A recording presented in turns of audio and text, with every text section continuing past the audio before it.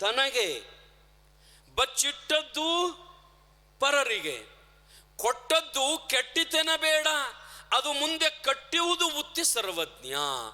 ನಾವು ಯಾರಿಗೆ ಇಲ್ಲದವರಿಗೆ, ಬಡವರಿಗೆ, ದೀನರಿಗೆ, ದಲಿತರಿಗೆ, ಭಿಕ್ಷುಕರಿಗೆ ನಮ್ಮ ಕಡೆಯಿಂದ ಎಷ್ಟು ಸಾಧ್ಯ ಆಗುತ್ತದಲ್ಲ ಅಷ್ಟು ಕೊಡುವುದನ್ನು ಕಲಿಬೇಕು, ದಾನ ಮಾಡುವುದನ್ನು ಕಲಿಬೇಕು.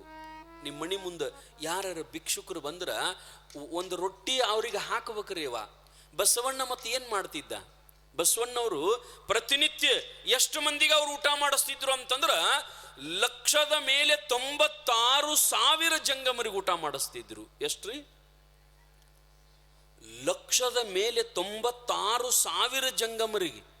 ಅಂದ್ರೆ ಬರೇ 4,00,000 ಕಡಿಮೆ 2,00,000 ಮಂದಿಗೆ. 196,000 ಬರೇ 4,000 ಕಡಿಮೆ 2,00,000 ಮಂದಿಗೆ ಪ್ರತಿ ದಿವಸ ಊಟ ಮಾಡಿಸ್ತಿದ್ರಂತ್ರಿ ಅವರು. ಮತ್ತು ಬರೀ ಊಟ ಮಾಡಿಸೋದು ಅಷ್ಟ ಅಲ್ಲ, ಬಸವಣ್ಣ ಮತ್ತು ಗಂಗಾಂಬಿಕೆ ಇಬ್ಬರು ಕೂಡಿ ಬಂದು ಬಾಗಲು ಹೊರಗೆ ನಿಂತು ಬಂದ ಜಂಗಮರಿಗೆ ಮಣಿ ಹಾಕಿ ಪಾದಕ್ಕೆ ನೀರು ಹಾಕ್ತಿದ್ರಂತೆ. ಪಾದಕ್ಕೆ ನೀರು ಹಾಕಿ ಅವ್ರ ಪಾದ ತೊಳೆದು ವಿಭೂತಿ ಹಚ್ಚಿ ನಮಸ್ಕಾರ ಮಾಡಿ ನಡ್ರಿಯಪ್ಪ ಒಳಗಂತ ಕಳಿಸ್ತಿದ್ರಂತೆ. ಮತ್ತು 100 ಜಂಗಮರು, 1000 ಜಂಗಮರು, ಹಿಂಗೆ ಎಷ್ಟು ಮಂದಿ ಬರ್ತಾರೆ ಎಲ್ಲರಿಗೂ ಒಂದೊಂದು ಕೊಡ ನೀರು ಹಾಕಿ ಪಾದ ತೊಳೆದು ನಮಸ್ಕಾರ ಮಾಡಿ ಒಳಗೆ ಕಳಿಸ್ತಿದ್ರು. ಬರೇ ಪಾದಕ್ಕೆ ಹಾಕಿದ ನೀರ, ಜಂಗಮರ ಪಾದಕ್ಕೆ ಹಾಕಿದ ನೀರ ಹರಿದು ಹೋಗಿ ವರ್ಷಿಗೆ 40 ಎಕರೆ ಭತ್ತ ಬೆಳಿತಿತ್ತಂತ್ರಿ ಬಸವಣ್ಣಂದು. ಬರೀ ಜಂಗಮರ ಪಾದಕ್ಕೆ. ಮತ್ತು ದಿವಸ ಹೊತ್ತೊಂಟ್ರೆ ಹಾಕಬೇಕಲ್ರಿ, ದಿವಸ 1,96,000 ಕೊಡ ನೀರು ಹಾಕೋದು ಹರಿದು ಹೋಗಿ ವರ್ಷಿಗೆ 40 ಎಕರೆ ಭತ್ತ ಬೆಳಿತಿತ್ತಂತ. ಎಂಥ ಪುಣ್ಯವಂತರು. ಮತ್ತು ಅವ್ರಿಗೆ ಹೆಂಗಂದ್ರೆ ಅವ್ರು ಏನು ಬೇಡ್ತಾರ ಅದನ್ನು ನೀಡ್ತಿದ್ರಂತ ಬಸವಣ್ಣವರು. ಅವ್ರಿಗೆ ಏನು ಪ್ರಸಾದ ಬೇಕು ಅದನ್ನು ನೀಡ್ತಿದ್ರಂತ ಬಸವಣ್ಣವರು. ಅಷ್ಟು ಮಂದಿಗೆ ದಾಸೋಹ. ನೀವು ಅಷ್ಟು ಮಂದಿಗೆ ಏನು ಮಾಡಬೇಡ್ರಿ, ನಿಮಗೆ ಎಷ್ಟು ಸಾಧ್ಯ ಆಗ್ತದ ಅಷ್ಟು ಮಂದಿಗರ ಒಂದಿಷ್ಟರ ಯಾಕೊಲ್ದಕ್ಕೆ ಪ್ರತಿನಿತ್ಯ ನಮ್ಮ ಮನೆಯೊಳಗಿಂದ ಒಂದು ತುತ್ತರ ಅನ್ನ ಹೊರಗೆ ಹೋಗ್ಬೇಕಂತ್ರಿ. ದಿವಸ ಒಟ್ಟು ಗೀತಾದೊಳಗೆ ಬರೀತಾರೆ ಏನಂತಂದ್ರೆ, ನಮ್ಮ ಸಲುವಾಗಿನ ನಾವು ಅಡಿಗೆ ಕುದಿಸಬಾರ್ದಂತ್ರಿ, ನನ್ನ ಸಲುವಾಗಿನ ನಾ ಹುರಿಬಾರ್ದು, ನಮ್ಮ ಸಲುವಾಗಿನ ನಾವು ಅಡಿಗೆ ಮಾಡಬಾರ್ದು. ಒಂದು ತುತ್ತು ಅನ್ನ ಹೊರಗೆ ಹೋಗಲಾರ್ದ ನಾವು ಅಟ್ಟ ಮನ್ಯಾನವ್ರು ತಿಂದಿವಂದ್ರೆ ಅದು ಅಣ್ಣ ತಿಂದಂಗಲ್ಲ, ಅದು ಪಾಪ ತಿಂದಂಗಂತ ಗೀತಾದೊಳಗೆ ಬರೀತಾರೆ. ಅದು ಪಾಪನೇ ತಿಂದಂಗ. ಅದನ್ನ ನಮ್ಮ ಹೆಣ್ಮಕ್ಕಳು ಭಾಳ ಪಾಲಿಸ್ಕೊಂಡು ಬಂದಾರ ನೋಡ್ರಿ. ಹೆಣ್ಮಕ್ಳಿಗೆ ಭಾಳ ಆ ಬುದ್ಧಿ. ಮನ್ಯಾಗ ಒಂದು ಈಟ ಪಲ್ಯ ಮಾಡಿದ್ರಂದ್ರೆ ಯಾರ್ದಾರ ಒಂದು ಬಟ್ಲಿತ್ತಂದ್ರೆ ಅದನ್ನ ಓದಿ ಹಂಗೆ ಕೊಡಂಗಿಲ್ಲ ನಮ್ಮ ಅವ್ಗಳು. ಅದ್ರಾಗ ಒಂದಿಟ್ಟು ಏನಾರ ಹಾಕಿ ಮಾಡಿ ಓದಿ ಕೊಟ್ಟ ಬಿಡೋದು. ಯಾಕಂದ್ರೆ ಹಿಂದಿಂದ ಪದ್ಧತಿ ಅದ ರೀ ಅದು. ಏನಾರ ಮಾಡಿ ಒಂದು ಈಟ್ ಇವತ್ತು ಇಡ್ಲಿ ಮಾಡಿದ್ರೆ ಬಾಜುದಕ್ಕಿಗೆ ಓದಿ 2 ಇಡ್ಲಿ ಕೊಟ್ಟವ, ಇಡ್ಲಿ ಸಾಂಬಾರು ಓದಿ ಕೊಟ್ಟ ಅಂದ್ರೆ ಕೊಟ್ಟ ತಿನ್ಬೇಕಂತ ನೇಮ್ ಅದ ರೀ. ದ್ವಾಸೆ ಮಾಡಿದ್ರೆ ಓದಿ ಕೊಟ್ಟವ, ಒಂದು ಬಿಸಿ ರೊಟ್ಟಿ ಕೆಂಪು ಖಾರ ಮಾಡಿದ್ರೆ ಆ ಅಜ್ಜಿ ತಿತ್ತೇಳಿ ಹೋಗಿ ಕೊಟ್ಟವ. ನಮ್ಮ ತಾಯಿಗಳಿಗೆ ಭಾಳ ಗೊತ್ತದು, ದಾನ ಕೊಟ್ಟು ಮಾಡಿ ಯಾವತ್ತೂ ನೋಡ್ರಿ. ಮತ್ತು ನಿಮ್ಗೊಂದು ಗೊತ್ತಿರ್ಬೇಕು, ಪ್ರತಿಯೊಂದು ಮನೆಯೊಳಗೆ ಒಂದು ಮಾತದ ಏನಂತಂದ್ರೆ, ಮೊದಲನೇ ರೊಟ್ಟಿ ಮನಿ ಹಿರಿ ಮಗ ತಿನ್ನಬಾರ್ದಂತ. ಅದು ಒಂದು ರೂಢಿ ಅದ ನೋಡ್ರಿ, ಹೌದಿಲ್ರಿ? ಮೊದಲು ಅವು ರೊಟ್ಟಿ ಮಾಡಕ್ಕೆ ಕೂತ್ಲು ಅಂದ್ರೆ 4 ಮಕ್ಕಳು ಇರ್ತಾವ. ಹಿರಿ ಮಗ ಬಂದು ಯವ್ವ ಆ ರೊಟ್ಟಿ ನನಗ ಕೊಡಂದ್ರ, ನಿನಗೆ ಕೊಡಂಗಿಲ್ಲ, ಅವ್ನು ಸಣ್ಣವ್ ತಿನ್ಲಿ ಅದನ್ನು. ಮೊದಲಿಂದ ನನಗ ಬೇಕು. ಇಲ್ಲೋ, ಮೊದಲಿಂದ ರೊಟ್ಟಿ ನೀ ತಿನ್ನಬಾರ್ದು ಅಂತೀರಿಲ್ಲ ನೀವು. ಮೊದಲನೇ ರೊಟ್ಟಿ ಮನಿ ಹಿರಿ ಮಗ ತಿನ್ನಬಾರ್ದಂತ. ಯಾಕ್ರಿ? ಕಾರಣ ಏನು? ಯಾಂಬಲ್ರಿ ಮೊದಲಿನವ್ರು ಹಂಗೆ ಹೇಳ್ಕೊತ ಬಂದಾರ, ನಾವು ಹಂಗೆ ಹೇಳ್ಕೊತ ಹೊಂಟೀವ್ರಿ ಅಷ್ಟೇ. ನಮ್ಮ ಆಯಿ, ನಮ್ಮ ಮುತ್ಯ, ನಮ್ಮ ಅಪ್ಪ ಎಲ್ಲ ಹೇಳ್ಕೊತ ಬಂದಾರ. ಮನ್ಯಾಗ ಹಿರಿ ಮಗ ಅದನ್ನ ಮೊದಲನೇ ರೊಟ್ಟಿ ತಿನ್ನಬಾರ್ದಂತ ಹೇಳ್ಕೊತ ಬಂದಾರ, ನಾವು ಹಂಗೆ ಹೇಳ್ಕೊತ ಬಂದೀವಿ. ಯವ್ವ ಲಕ್ಷ ಕೊಡ್ರಿ, ಮನ್ಯಾಗ ಮೊದಲನೇ ರೊಟ್ಟಿ ಹಿರಿ ಮಗ ಅಟ್ಟ ಅಲ್ಲ, ಯಾ ಮಗನೂ ತಿನ್ನಬಾರ್ದು ಅದನ್ನ ಮನ್ಯಾಗ. ಮೊದಲನೇ ರೊಟ್ಟಿ ಮನಿ ಹಿರಿ ಮಗ ಅಟ್ಟ ಅಲ್ಲ, ಯಾ ಮಗನೂ ತಿನ್ನಬಾರ್ದು ಅದನ್ನ. ಯಾಕೆ ತಿನ್ನಬಾರ್ದಂತಂದ್ರ ಪ್ರತಿಯೊಂದು ಮನ್ಯಾಗ ಆ ಮೊದಲನೇ ರೊಟ್ಟಿ ಎಲ್ಲಿ ಹೋಗ್ಬೇಕಂದ್ರ ಮಠಕ್ಕೆ ಹೋಗ್ಬೇಕಂತದು. ಮೊದಲನೇ ಮಾಡಿದ ರೊಟ್ಟಿ ಅದ ಮಟ್ಟಕ್ಕೆ ಹೋಗ್ಬೇಕು, ದೇವಸ್ಥಾನಕ್ಕೆ ಹೋಗ್ಬೇಕು. ಹಿಂದಿನ ಕಾಲದಾಗ ನೋಡ್ರಿ ಬಾಣದ ರೊಟ್ಟಿ ಅವ್ರಂತ ಬರ್ತಿದ್ರು, ಈಗ ಬರ್ತಾರ? ಒಂದು ತಟ್ಟಿ ತಗೊಂಡು ದುರುಡಿ ತಗೊಂಡು ಬಾಣದ ರೊಟ್ಟಿ ಕೊಡ್ರಿ ಅಂತ ಬರ್ತಿದ್ರು ಮಣಿ. ಯಾಕಂದ್ರ ಕೊಡೋದು ಪದ್ಧತಿ ಅದ. ಮೊದಲನೇ ರೊಟ್ಟಿ ಅಲ್ಲಿ ಕೊಡ್ಬೇಕು ನಾವು. ಅದಕ್ಕನ ನಾವು ಅದ್ರಾಗ ನಮ್ಮ ಮಗುಗಳು ಭಾಳ ಶಾಣ್ಯಾರ್ರಿ. ಏನು ಮಾಡ್ತಾರಂದ್ರೆ ಮೊದಲನೇ ರೊಟ್ಟಿ ಎಲ್ಲಿ ಮಗ್ಗು ಕೊಡೋದು ಬೇಡ, ದೇವ್ರಿಗೂ ಕೊಡೋದು ಬೇಡ, ಮಠಕ್ಕೂ ಕೊಡೋದು ಬೇಡ ಅಂಥೇಳಿ ಒಂದಿಟ್ಟ ಕಾಳು ಸಾಂದ್ ಒಂದಿಟ್ಟು ಮಾಡ್ತಾರೆ. ಮಾಡಿದ ತಿಮ್ಯಾಗ ಹಾಕಿ ಹಂಗಟ್ಟು ಮಾಡಿ ಅಲ್ಲಿ ಅಗ್ನಿ ಸ್ವಾಹ, ಎಲ್ಲಿ ದೇವ್ರು ಇಲ್ಲಿ ಅಗ್ನಿ ಕೊಟ್ಟು ಬಿಟ್ಟಿವಲ್ಲ ಅಂತೇಳಿ ಹಿಂಗೂ ಮಾಡ್ತಾರೆ. ಅಲ್ಲೇ ಒಲೆಯಾಗ ಹೋಗೋದು ಬಿಡ್ತಾರೆ. ಮಾಡ್ತಿರಲ್ರಿ. ಆನಂತರ ಲಾಸ್ಟ್ ರೊಟ್ಟಿನೂ ಕೊಡ್ಬೇಕಂತ ನೇಮ ಐತಂತ್ರಿ. ಅದು ಮಠಕ್ಕೆ ಕೊನೆ ರೊಟ್ಟಿನೂ ಕೊಡ್ಬೇಕಂತ. ಆ ಕೊನೆ ರೊಟ್ಟಿ ಎಲ್ಲಿ ಎತ್ತೇಳಿ ಅದ್ರಾಗ ಹಿಟ್ಟಿಂದು ಅದು ಇದ್ದು ಒಲೆಯಾಗ ಜಾಡಿಸ್ಬಿಡು, ಅದು ಹೋಯ್ತು ಅಂತ ತಿಳ್ಕೊಂಡು ಹಿಂದಿನ ಮಂದಿ.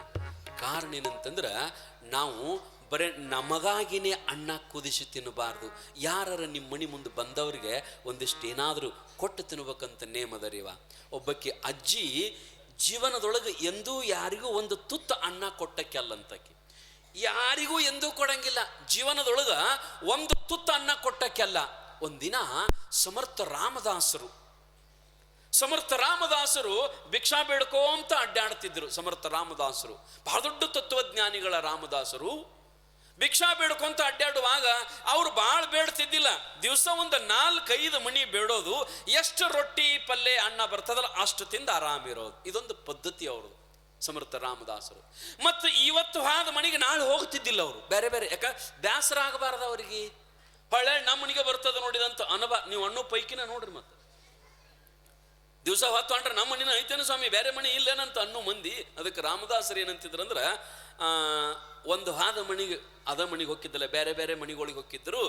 ಅಲ್ಲಿ ಅಜ್ಜಿ ಮಣಿ ಅದೊಂದಿಟ್ಟು ದೂರ ಇತ್ತು. ಆ ಮಣಿಗೆ ಹೋಗ್ಬೇಕಂತ ತಿಳ್ಕೊಂಡು ಹೊಂಟಿದ್ರು. ಅಲ್ಲಿದ್ದ ಮಂದಿ ಹೆಣ್ಮಕ್ಕಳು ಕೇಳಿದ್ರು, ಮುತ್ಯ ಅಜ್ಜ ರಾಮದಾಸರೇ ಈ ಕಡೆ ಹೊಂಟಿಲ್ಲ, ಮತ್ತೆ ಎಲ್ಲಿಗೆ ಹೊಂಟಿರ ಅಂದ ಕೂಡಲೇ ಅಲ್ಲೊಂದು ಮಣಿ ಕಾಣಕತ್ತೈತಲ್ಲ, ಅದು ಭಾಳ ದಿವಸ ಆಯ್ತು ಅವ್ರ ಮನ್ಯಾಗ ಬೇಡ್ಕೊಂಡಿಲ್ಲ, ಅವ್ರ ಮನ್ಯಾಗ ನಿಡಿಸ್ಕೊಂಡಿಲ್ಲ, ಅಲ್ಲೆಟ್ಟು ಹೋಗಿ ಬರ್ತೀನಿ ರೊಟ್ಟಿ ನಿಡಿಸ್ಕೊಳಕ. ಅವ್ರಂದ್ರು ಅಲ್ಲಿ ಹೋಗ್ಬೇಡ್ರಿ ಅಂದ್ರು ಅವ್ರು. ಯಾಕಂತಂದ್ರ ಅವ್ರು ನೀಡಂಗೆ ಇಲ್ಲ. ಕೆಲವೊಬ್ರದ್ದು ಪದ್ಧತಿ ಇರ್ತತಂತ್ರಿ, ಒಂದೊಂದು ಪದ್ಧತಿ. ಏನಂದ್ರ ನೀಡಲಾರದ ಒಂದು ಪದ್ಧತಿ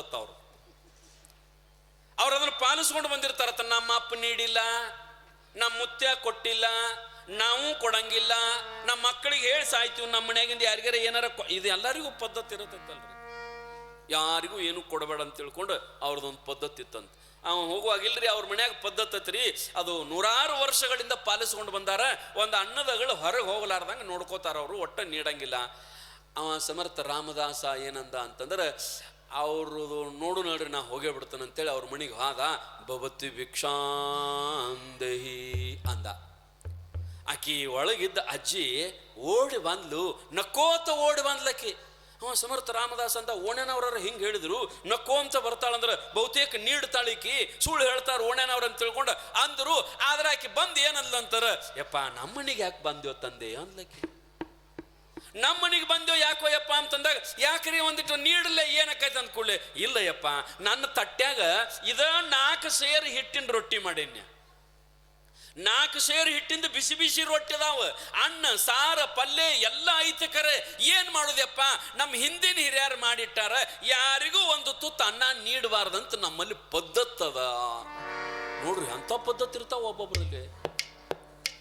ನಮ್ಮ ಮನ್ಯಾಗ ಪದ್ಧತಿ ಅದರಿಯಪ್ಪ, ಒಂದು ತುತ್ತು ಅನ್ನನು ನೀಡಬಾರ್ದಂತ ತಿಳ್ಕೊಂಡ ಪದ್ಧತಿ ಐತಿ ನಮ್ಮದು, ಅದಕ್ಕೆ ನಾವು ನೀಡಂಗಿಲ್ರಿ ಅಂತಂದಾಗ ಅವನು ಸಮರ್ಥ ರಾಮದಾಸ್ ಅಂದ, ನಿಮ್ಮ ಮನ್ಯಾಗ ಹೆಂಗ ಪದ್ಧತಿ ಐತಲ್ಲ ನಮ್ಮದು ಒಂದು ಪದ್ಧತಿ ಐತಿ. ಯಾವ ಮನಿಗೆ ಹೊಕ್ಕಿವಲ್ಲ ಆ ಮನಿಂದ ನೀಡಿಸ್ಕೊಂಡು ಬರ್ಲಾರ್ದಂತದ್ದು ನಮ್ಮದು ಪದ್ಧತಿ ಐತಿ. ನೀಡಿಸ್ಕೊಂಡ ಹೋಗ್ಬೇಕು ನಾವು, ಹಂಗ ಹೋಗೋ ಪದ್ಧತಿ ನಮ್ಮಲ್ಲಿಲ್ಲ. ಆಕೆ ಅಂದ್ಲು, ಹಂಗೆ ಮಾಡಬೇಡಯಪ್ಪ, ಇನ್ನ 4 ಮನಿ ಹೋದ್ರೆ ಮತ್ತೆ ನೀಡ್ತಾರ. ನಮ್ಮ ಮನೆ ಮುಂದೆ ಒಣ ನಿಂತು ಏನು ಮಾಡ್ತಿ, ಮಂದಿ ಮನೆ ಮುಂದೆ ಹೋದಾರ 4 ರೊಟ್ಟಿ ನೀಡ್ತಾರ, ಹೋಗಯ್ಯಪ್ಪ. ಹ್ಞೂ ಅಂದವ್. ನಾವು ಬರಂಗಿಲ್ಲ, ಬಂದಿಂದ ನಾವು ಹಂಗ ಹೋಗಂಗಿಲ್ಲ. ಕೆಲವೊಬ್ರು ಭಿಕ್ಷುಕರು ಭಾಳ ಬೆರಿಕಿರ್ತಾರ್ರಿ. ನೋಡ್ಬೇಕ್ರಿ ಕೆಲವೊಬ್ರು ಭಿಕ್ಷುಕರು. ಒಬ್ಬ ಹೆಣ್ಮಗಳು ಹಿಂಗ ದೊಡ್ಡ ಸೋಫಾದ ಮ್ಯಾಗ 5,000 ರೂಪಾಯಿ ಸೀರೆ ಉಟ್ಕೊಂಡು 50,000 ರೂಪಾಯಿ ಸೋಫಾದ ಮ್ಯಾಗ ಕೂತಿದ್ಲು. 1 ಲಕ್ಷ 1 ಕೋಟಿ ರೂಪಾಯಿದ ಮಣಿ ಇತ್ತು. ಭಿಕ್ಷುಕ ಹೆಣ್ಮಗಳು ಬಂದು ಮಣಿ ಮುಂದೆ ನಿಂತು, ಯವಾನೆ ಒಂದು ರೊಟ್ಟಿ ನೀಡ ಅಂದ್ಲಕ್ಕಿ. ಆಕೆ ಸಾವುಕಾರ ತಿದ್ದ ನೋಡ್ರಿ, ದೊಡ್ಡ ಸೀರೆ ಉಟ್ಕೊಂಡು ಕೂತಿದ್ದಳ. ಹೋಗ ಬರೀ ಹೊಳ್ಳ ನಮ್ಮ ಮನೆಗೆ ಬರ್ತೀರಿ, ನೀಡಿ ಸಾಕಾಗ್ಯದ. ಆಕೇನು ಒಂದು ತುತ್ತು ಎಂದೂ ನೀಡಿಲ್ಲ, ಮತ್ತೆ ಸುಮ್ಮ ಅನ್ನೋದು ಹಂಗ. ನೀಡಿ ನೀಡಿ ನೀಡಿ ಸಾಕಾಗ್ಯದ, ನಿಮ್ಮ ಕಾಲಾಗ ಬಾಗಲ ಹೆಕ್ಕೊಂಡ್ಕೊಂಡಿರ್ಬೇಕಾಗ್ಯದ, ನಡಿ ಅತ್ತಾಗಂತ ಬೈದ್ಲು. ಬೈದ ಕೂಡಲೇ ಆಕೆ ಭಿಕ್ಷುಕಿ ಏನಲ್ಲ ಅಂತಂದ್ರೆ, ಸುಮ್ಮ ನೀಡ್ತೇವ ಹಿಂಗ ಅಂದ್ಲಕ್ಕಿ. ಸಾಹುಕಾರ್ತಿಗೆ ಬಿರಿ ಬತ್ರಿ ಅದು. ನಾ ಈ ಊರು ಸಾಹುಕಾರ್ತಿ, ನೀ ಭಿಕ್ಷುಕಿ, ನನಗೆ ಹಿಂಗಂತಿ, ಸುಮ್ಮ ನೀಡ್ತೇವೋ ಏನತಿ ಅಂದ್ರೆ ಏನು ನಾನು ಕೂಡ ಜಗಳ ತಂಗ್ಯಂಗೆ ಕಾಣ್ತೇನಿ ಅಂತ ತಿಳ್ಕೊಂಡು ಈಕೆ ಅಂದ್ಲು. ಆಕೆ ಭಿಕ್ಷುಕಿ ಅಂದ್ಲಿ, ಯವ್ವ ಸಾಹುಕಾರ್ತಿ, ನಾ ಯಾಕೆ ಜಗಳ ತೆಗಿಲೆ ತಾಯಿ, ನಿನ್ನ ಕೂಡ ನಾ ಯಾಕೆ ಜಗಳ ತೆಗಿಲಿ, ನೀ ನೀಡುದು ಒಂದು ರೊಟ್ಟಿ, ನೀಡಿದ್ರ ತಿಂತನ, ನೀಡ್ಲಿಲ್ಲ ಅಂದ್ರೆ ಹಂಗ ಹೊಕ್ಕನ, ಅದು ನೀ ನೀಡಿದಂತ ತಿತ್ತನ್ನ. ಮತ್ತು ನೀವು ನಿಮ್ಮ ಮನೆಗೆ ಭಿಕ್ಷುಕರು ಬಂದ್ರೆ ಅವ್ರು ಏನಂತಾರ್ರಿ, ಯವ್ವ ಸಟ್ನ ಹಂಚಿಟ್ಟು ಒಂದು ಬಿಸಿ ರೊಟ್ಟಿ ಮಾಡಿಕೊಡ ಯವ್ವ ಅತ್ತಾವ ನಾವು. ನೀವು ಎಂಥದ್ದು ನೀಡ್ತೀರಿ, ತಿಂಗಳದಿರ್ಲಿ ತಂಗಳದಿರ್ಲಿ ಹಳಸಿದ್ದಿರ್ಲಿ ಬಿಡಿಸಿದ್ದಿರ್ಲಿ ಏನಾರ ನೀಡ್ರಿ, ಸುಮ್ಮ ತೊಗೊಂಡು ಹೋಗಿಬಿಡ್ತಾವ ಪಾಪ ಅವು, ಸುಮ್ ತೊಗೊಂಡು ಹೋಗಿಬಿಡ್ತಾವ. ಆಕೆ ಅಂದ್ಲು, ನಾ ಯಾಕೆ ಹಂಗೆ ಅಂತನಂತಂದ್ರೆ ಯವ್ವ, ನಾನು ಹಿಂದಿನ ಜನ್ಮದೊಳಗೆ ನೀ ಏನು ಒಂದು ₹1,00,00,000 ಮನಿ ಕಟ್ಟಿಲ್ಲ, ನನ್ನ ಗಂಡ 2 ಕೋಟಿ ರೂಪಾಯಿದ ಮನಿ ಕಟ್ಟಿದ, 5 ಲಕ್ಷ ರೂಪಾಯಿ ಸೋಫಾ ತಂದಿಟ್ಟಿದ್ದ, ನೀ 5,000 ರೂಪಾಯಿ ಸೀರೆ ಪೀತಾಂಬರ ಉಟ್ಕೊಂಡು, ನಾ 50,000 ರೂಪಾಯಿದು ಪೀತಾಂಬರ ಉಟ್ಕೊಂಡು ಕೂತಿದ್ನಿ, ನಿನ್ನಂಗನ ನೀ ಹೆಂಗೆ ಕೂತಿಲ್ಲ, ಹಿಂಗೆ ನಾನು ಹಿಂದಿನ ಜನ್ಮದೊಳಗೆ ಹಿಂಗೆ ಕೂತಿದ್ನಿ, ನಾ ಹೆಂಗೆ ಬಂದನ್ಲ ಈಗ, ಹಿಂಗೆ ಒಬ್ಬಕ್ಕೆ ಭಿಕ್ಷುಕಿ ಬಂದಿದ್ಲು, ನಿನ್ನಂಗ ನಾನು ಸಿಕ್ಕಾಪಟ್ಟಿ ಮಾತಾಡಕ್ಕಿಗೆ ಬೈದು ಕಳಿಸಿನ್ಯ, ನೀಡ್ಲಿಲ್ಲ, ಅವತ್ತು ನೀಡಲಾರಕ್ಕೆ ಇವತ್ತು ನೀಡಿಸ್ಕೊಳ್ಳು ಪಾಳೆ ಬಂದದ ನನಗ, ಆವತ್ತು ನೀಡಲಾರಕ್ಕೆ ಇವತ್ತು ನೀಡಿಸ್ಕೊಳ್ಳು ಪಾಳೆ ಬಂದದ. ಮತ್ತ ನೀನು ನೀಡೇ ಮತ್ ನಿನ್ನಂಗ ಅಕ್ಕಿಯೋ ಏನ್ ನೀಡ್ಲಿಲ್ಲ ಅಂದ್ರೆ ನನ್ನಂಗ ಅಕ್ಕಿ ನೋಡಿ ಹೆಂಗ ಮಾಡ್ತಿ ಮುಂದಿನ ಜನ್ಮದೊಳಗೆ ನೀನು. ಯವ್ವಾ ಒಂದು ರೊಟ್ಟಿ ಕೊಡ ತಾಯಿ, ಸ್ವಾಮಿ ಸೇಮ್ ಹಂಗ ತಾನತ್ತೀರಿ. ಯಾಕಂದ್ರೆ ನಮಗೆ ರೂಢಿನೂ ಇರ್ತದ ನೋಡ್ರಿ, ನಾವು ಸಣ್ಣವ್ರಿದ್ದಾಗ ಭಿಕ್ಷಕ್ಕೆ ಹೋಗಿದ್ದೀವು, ಪ್ರತಿಯೊಬ್ಬರ ಮಣಿ ಮುಂದೆ ನಿಂತ ನಮ್ಮಪ್ಪ ಭಾಳ ಬಡಿತಿದ್ರಿ ನನ್ನ. ನಾ ಸಾಲಿಗೆ ಹೋಗವ್ರ, ಮುಂಜಾನೆ ಎದ್ದು ಕೂಡಲೇ ಹಿಟ್ಟಿಗೆ ಹೋಗಂತ ನಮ್ಮಪ್ಪನವ, ನಾ ಹಿಟ್ಟಿಗೆ ಅಲ್ಲಿ ಸಾಲಿಗೆ ಹೋಗೋಣತ್ತ ನಾ ಅಣ್ಣವ, ಹಿಂಗಾಗಿ ಬಡದು ಜೋಳಿಗೆ ಹಾಕಿ ಕಳ್ಸವ್ರ. ಎಲ್ಲಾರು ನಮಗೊಂಥರ ಅನ್ಸುದ್ರೆ ಸಣ್ಣವ್ರಿದ್ದಾಗ ಎಲ್ಲರ ಮಣಿ ಮುಂದೆ ಹೋಗಿ ನಿಂತು ಭಿಕ್ಷಾ ನೀಡ್ರಿ ಅನ್ಬೇಕಲ್ಲ ನಾವು. ಕಾರಣ ಏನು ಅಂತಂದ್ರ, ನೀಡಿದೆ ನಿನ್ನಂಗ ಆಗತ್ತೀಯೋ ಏನು ನೀಡಲಾರ್ದ ನನ್ನಂಗ ಅಕ್ಕಿಯೋ ನೋಡಂತಂದಾಗ ಎಷ್ಟು ರೊಟ್ಟಿ ಮಾಡಿದಳು ಅಟ್ಟು ತಂದು ಅಕ್ಕಿ ತಟ್ಟಾಗ ಸುರುಗಳ ಹಾಳಾಗಿ ಎಲ್ಲಿ ಮತ್ತು ನಾವು ನಿನ್ನಂಗೆ ಆಗಬಾರ್ದು, ಎಲ್ಲಿ ತಂದದೆ ಅಂತ ತಿಳ್ಕೊಂಡ ಅಟ್ಟು ರೊಟ್ಟಿ ತಂದು ಸುರುವೆ. ಮತ್ತು ಎಲ್ಲಿದ್ರಿ ಸುಮ್ಮ ಸಾವುಕಾರ್ತಾಗ ಕುಂಡ್ರದು ಪಾಡು, ಏನು ತಟ್ಟಿ ತೊಗೊಂಡು ಯವ್ವ ಇದೆಲ್ಲಿ ತೊಗೊಂಡು ಹೋಗ ಅಂತ ತಿಳ್ಕೊಂಡು ಕಳಿಸಿದ್ಲಕ್ಕಿ. ಹಂಗೆ ಭಿಕ್ಷುಕರು ಭಾಳ ಬೇರಿಕಿರ್ತಾರ್ರಿ. ಆಗ ಬರ್ತಿದ್ರಿ ಯವ್ವ ಭಿಕ್ಷುಕರು, ಈಗ ಯಾರು ಬರಂಗಿಲ್ಲ.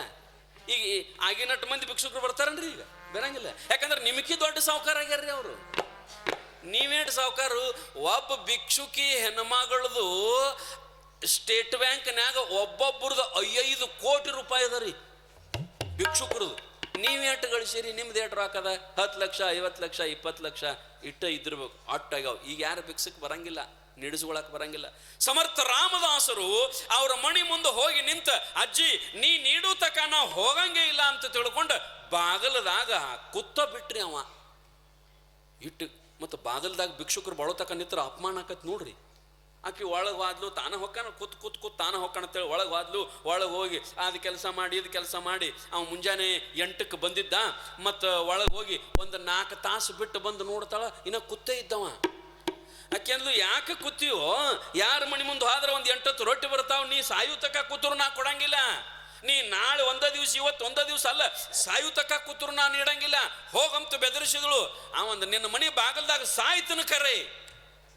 ಇಂಥವು ಇರ್ತಾವ್ರಿ, ನಿನ್ನ ಮನೆ ಬಾಗಲ್ದಾಗ ಸಾಯ್ತನ ಖರೆ, ನಾ ಮಾತ್ರ ಕಾಲೇಜ್ ಒಳಗೆ ತೊಗೊಂಡು ಹೋಗಂಗಿಲ್ಲ. ನಾ ಯಾರ ಮನೆಗೆ ಹಂಗೆ ಸಿಕ್ಕವ್ರ ಮನೆಗೆ ಬೆಡ್ಕೋತ ಅಡ್ಡಾಡಂಗಿಲ್ಲ, ಹೋದವ್ರ ಮನೆಯಿಂದ ಹಂಗೆ ಹೋಗಂಗಿಲ್ಲ.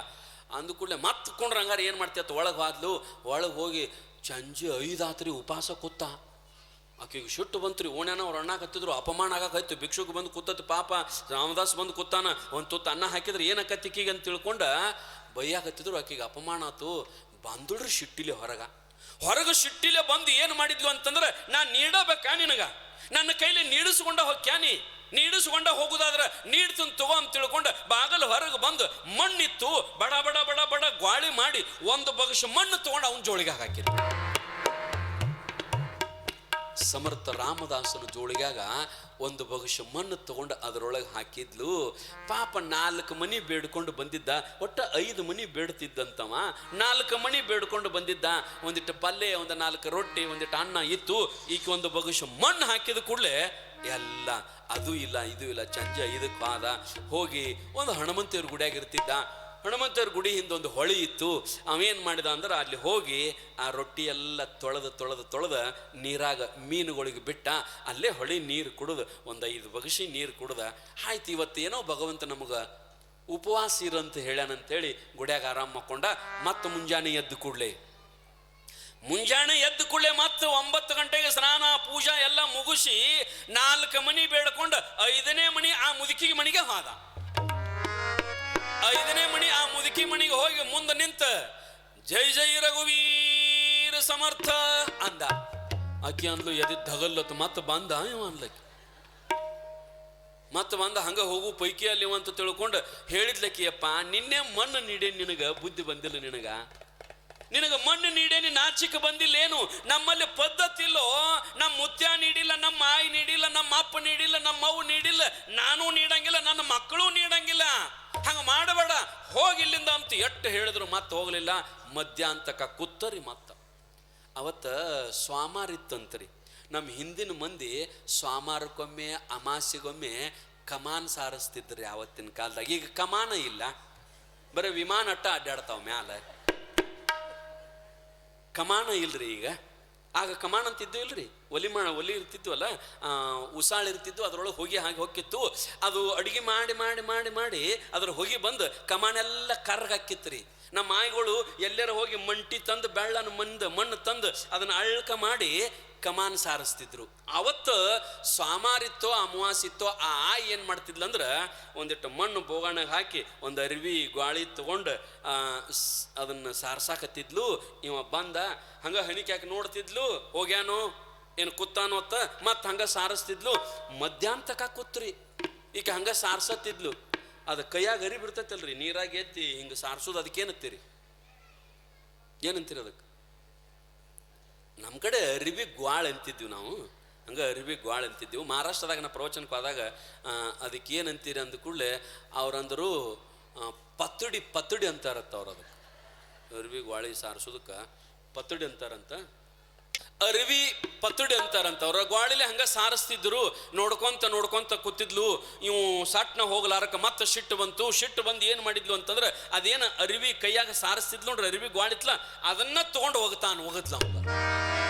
ಅದು ಪಾಪ ಮೋತಿಗೆ ಕುಂತು ನಮ್ಮ ಮನೆ ಮುಂದೆ ಏನು ನಿಂತದ್ಯೋ, ಏನು ಹತ್ತಿದಿ, ನಮ್ಮೊಬ್ಬರು ಕಳೆಯಾಗ ಹತ್ತಿದಿ, ಯಾಕಾರ ನಮ್ಮ ಮನೆಗೆ ಬರ್ತೀವಿ, ನನಗೆ ಕಾಡಾಕತ್ತೇನೆ ಅಂತ ತಿಳ್ಕೊಂಡು ಸಿಟ್ಟು ಬಂದು ಅರಿವಿ ಗ್ವಾಳಿ ತಗೊಂಡು ಅವನು ಮೋತಿಗೆ ಹೋಗಿದ್ಲು. ಅದು ಮೋತಿಗೆ ಬಡ್ದು ಜೋಳಿಗಾಗ ಬಿತ್ತರಿ. ಅದು ರಾಮದಾಸನ ಜೋಳಿಗಾಗ ಬಿತ್ತಂದ್ರೆ ಇದನ್ನ ನೀಡ್ಯಾಳ ಅಜ್ಜಿ ಅಂತ ತಗೊಂಡು ಹೋಗಿ ಏನು ಮಾಡಿದ ಅಂತಂದ್ರೆ ಆ ಅರಿವೇನಿತ್ತು ನೋಡ್ರಿ, ಅರಿವಿ ಒಂದು ರೊಟ್ಟಿ ಪಾಡಿತ್ತು, ಹತ್ತಿದ್ದಿಲ್ಲ, ಅದನ್ನ ತಿಂದು ಮಧ್ಯಾಹ್ನ ನಂತರ ಸಾಯಂಕಾಲ ತನಕ ಅದೇನು ರಾಡ್ಯಾಗ ಹೊಲಸಾಗಿತ್ತಲ್ರಿ, ಆ ಅರಿವಿ ನೀರಾಗ ಹಿಂಗೆ ಎದ್ದೆ ತೊಳ್ಯಾಕತ್ತಿದ್ರಿ. ಅದನ್ನ ತೊಳ್ಯಾಕತ್ತಿದ.